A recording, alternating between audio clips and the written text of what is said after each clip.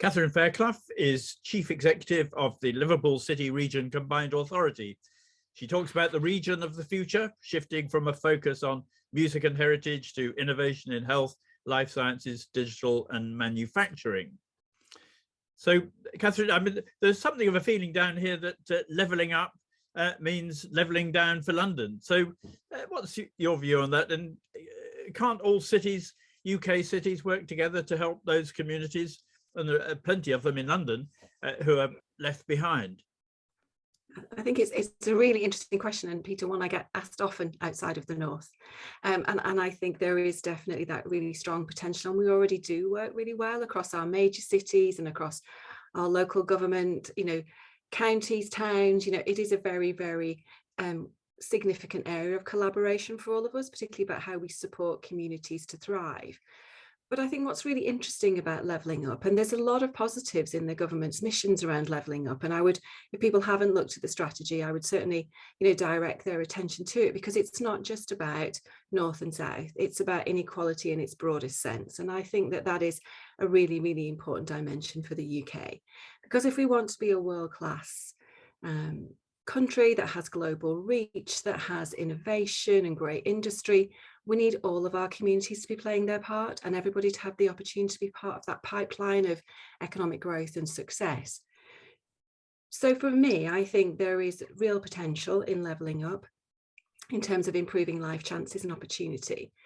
But I think particularly for us in the North, and I would imagine also in Wales and Scotland, though I'm less familiar, that there is such a divide between access to affordable, safe, accessible transport, that the levelling up of infrastructure is one of those areas where we do need to see a levelling up to the standard that we would find in London. And that has been a really, really strong push for all of the mayors across the country, because that social mobility that affordable public transport provides to get people to work, to get them to school, to leisure, etc., can make such a difference in terms of economic growth and sustainability. So that's, I think, a very strong voice you'll get across the North, really, in terms of that investment. And we're starting to see that. So that's a really positive step in the right direction, but there's a lot further to go.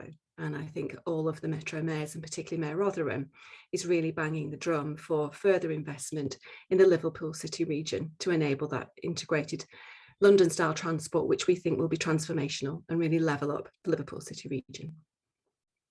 Yeah, certainly in London, the need for investment in transport really comes home when we see the sort of arguments that are going on between Sadiq Khan and the government about investing in transport for London. But as I mentioned, you see a real opportunity in the region for digital and manufacturing. So perhaps you can tell me about some of the projects you've got going, Glass Futures, the Hydrogen Energy Scheme, and Mersey Tidal Power. Yeah, I mean, we have high ambition for the city region, and I would say that over the past sort of 4 or 5 years of Mayor Rotherham's first term, that ambition has been turned from strategy into action. And we have a major programme of work underway now called LCR Connect, which is delivering 212 kilometres of full fibre ultra-fast gigabit capable network across the city region that will connect and make us the most digitally connected area in the UK, ultimately leading to a £1 billion boost to the local economy. And the fact that the 1.6 million residents, the businesses of the city region begin to benefit from that speedier connectivity will make such a difference in terms of our growth and our opportunity to compete and put our businesses right at the forefront of innovation, particularly, as you've said, around health and life sciences, artificial intelligence, advanced manufacturing. And there is something about growing on the strengths of your local area and what already exists, and really, turning your faces to the future. And one of the things for us is around some of our traditional manufacturing industry and how we enable and support the conversation, and also with some investment, but bringing partners to the table to decarbonise some industrial manufacturing. And I think Glass Futures is a tremendous example of that. It is an international global project, £10 million of investment from the combined authority to a £54 million project that's going to create the world's first openly accessible test and trial glass furnace facility, which really internationally will start to shift the focus of glass manufacturing and move it into a cleaner, more sustainable future. But also so that industry can collaborate and work together, because there is something about that open source way of working that actually is part of that modern future for industry. But the traditional part of it, it's based in St Helens, which was, you know, the birthplace of the, you know, the UK glass industry. So, you know, the fact that the research and technology is, you know, finds its home in that traditional community where glass making was, you know, originally founded, we think is really, really significant. The confidence that brings to the local area, as well as the benefits that the developments will bring, and not only to that area, but that global supply chain, and bringing, you know, university institutions, local and central government together. That is absolutely for us that sweet spot around building that strong partnership between business, industry, and the public sector, really to start to shift the dial. And we're really proud of the innovation across the city region, and, you know, large and small. One of our largest projects, as you reference, is the Mersey tidal power. So, you know, we are, you know, in such a unique geographical location, you know, in terms of the power of the Mersey, but then also out into Liverpool Bay. And we really do feel we can be the renewable energy coast. And, you know, brought home to all of us much more starkly in the last few weeks is around the security, long-term security of Britain's energy generation. And for us, we think that by 2032, we can really be in a really strong position. I mean, tidal power, you know, is well tested elsewhere in the world. I think in the UK, there is still some work to go and some convincing to do, but we are well on the road to that. We've done a good deal of early technical work, understanding the scope of the scheme, the way in which the river and the coastal systems work, really getting a good understanding of the sort of supply chain and the engineering solutions, but also working closely with environmental groups, because you do have to get the balance right in any of these innovations. And looking at the preferred options now, in terms of whether you go for a tidal barrage or you go for a tidal lagoon. What's been really, really positive in this space is the ongoing conversations we've had with industry and academic institutions, but also with government about the shifting focus of energy generation in the UK. And obviously we had the energy strategy yesterday, and, you know, there's something about everybody coming to the table really to look at the opportunities really to generate clean energy for the future. And for us, you know, we think we have a really key role to play as a mayoral combined authority. You know, Mayor Rother himself is, you know, very passionate and vocal about the need to really step into the space. You know, if we're going to achieve those long-term targets that, you know, we're all very keen to set the target, we have to be in the space to actually help to shift the dial and collaborate and bring people to the table.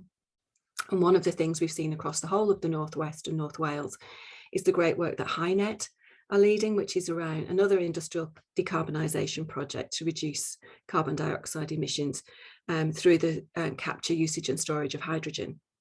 Now, those kind of projects need to be done at scale. So that collaboration point is key. You know, ourselves, colleagues in Greater Manchester, Cheshire and Warrington, Lancashire, you know, Wales, you know, these kinds of projects we're all really supporting and lobbying for government support. And we were delighted that towards the end of last year, HyNet was chosen as one of the two schemes to go forward nationally for further development. So, you know, it is that partnership between government, industry, local government, mayoral combined authorities that really will bring these projects to fruition. I think what's really interesting about HyNet is that, you know, it will be not only about the technology, but also about the infrastructure that you need. So the pipelines and how you use existing facilities, you know, to transition them into hydrogen capture and storage facilities. And, you know, it could begin decarbonising the North West and North Wales from 2025, reducing annual CO2 emissions by 10 million tonnes by 2030. So these are real and tangible. They're not just great ideas. You know, that's pretty short time frame to start to see that shift. So while we're talking about energy, I mean, what are the sort of things do you think we have to do to deliver net zero by 2050 at a national level? And you set a regional target of 2040. So what are the sort of things that you're doing to improve sustainability of public transport, existing housing, and delivering a green economy? Mhm. I think when I look at that, I see it as one of the biggest challenges, but opportunities of this generation. I think it will need a collaborative and collective effort across both national and local government, and also really good engagement and commitment from our, from business, from communities, and from individuals. And I think that is something that all areas need to be stepping up and responding to. There are the things that we can do directly, and for us, I mean, some of those areas will be, as I've described, around, how we support cleaner energy generation away from fossil fuels.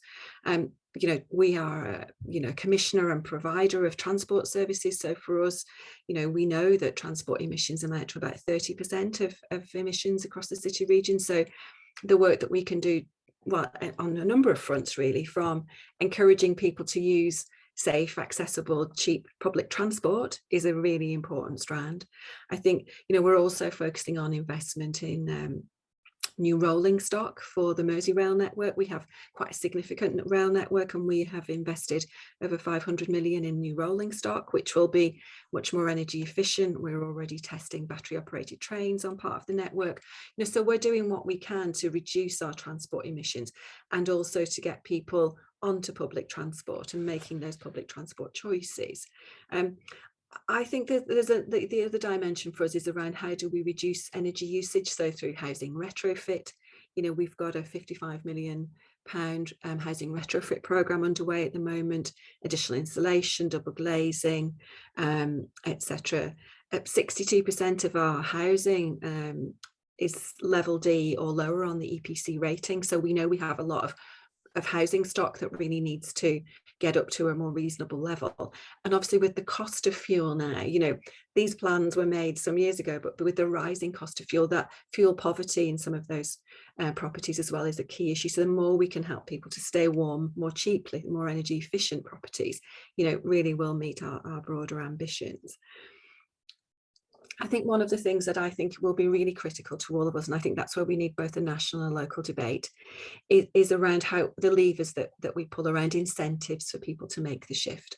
So behaviour change, and us all changing our behaviour. I'm a car user. I find the convenience of the car, it's just something I'm very used to. How do we encourage the shift to making those less than 5k journeys on foot or by cycle or scooter, and just getting ourselves in that headspace and trying to use some of the learning we have from, say, public health campaigns over the years, and how that's really helped to shift our behaviour, say around smoking. It has become so socially unacceptable to smoke in many communities. It's kind of, how do you get to the point where it's unacceptable to use your car for short journeys?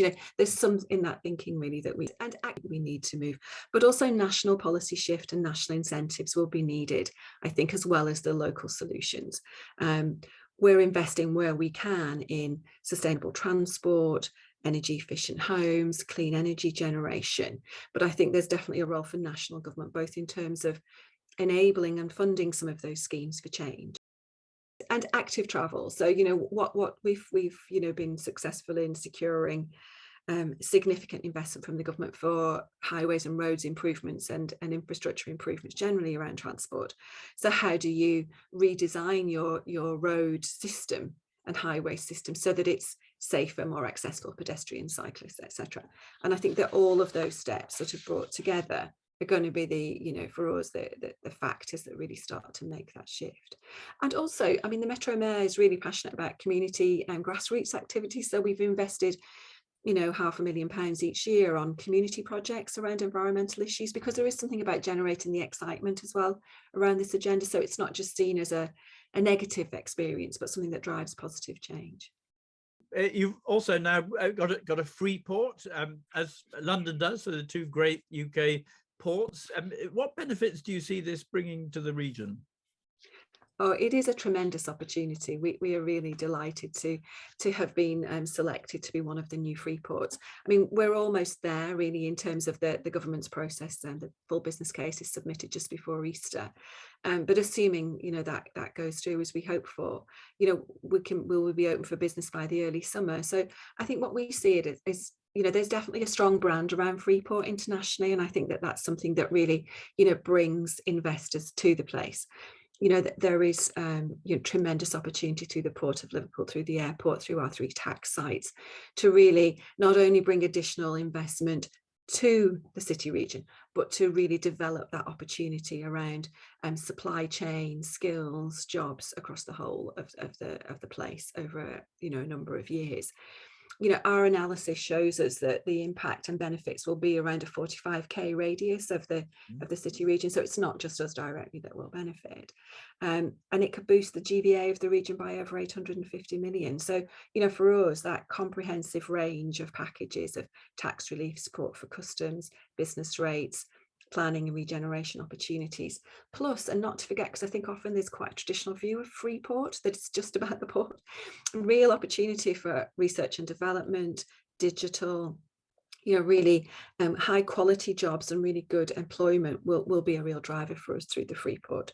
We are really upholding really strong principles of operation around high quality jobs and good employment practices through the Freeport, and our gateway into the Freeport, the processes that will follow for businesses to access and invest, it will be very rigorous, because the social values are so important across the Liverpool city region. We believe we can balance growth and social improvement. So we expect increased trade through the port and airport, globally significant cluster of maritime manufacturing, innovation and logistics. There's already great strength there, but it will really start to galvanise and reposition. Obviously, that really strong platform for inward investment. But as important for us is the peripheral and impact of regeneration on the existing communities. So, everyone is familiar with our history, and the demise of the docks, in the sort of post-war period. There's a real opportunity to regenerate communities with new types of roles, which will really make a difference into the long term. And also, there's been such a concentration, and we've seen it recently really with some of the challenges they've been having in some of our southern ports, of a rebalancing of the UK ports and logistic industry. And I think that's one of the really key drivers, really.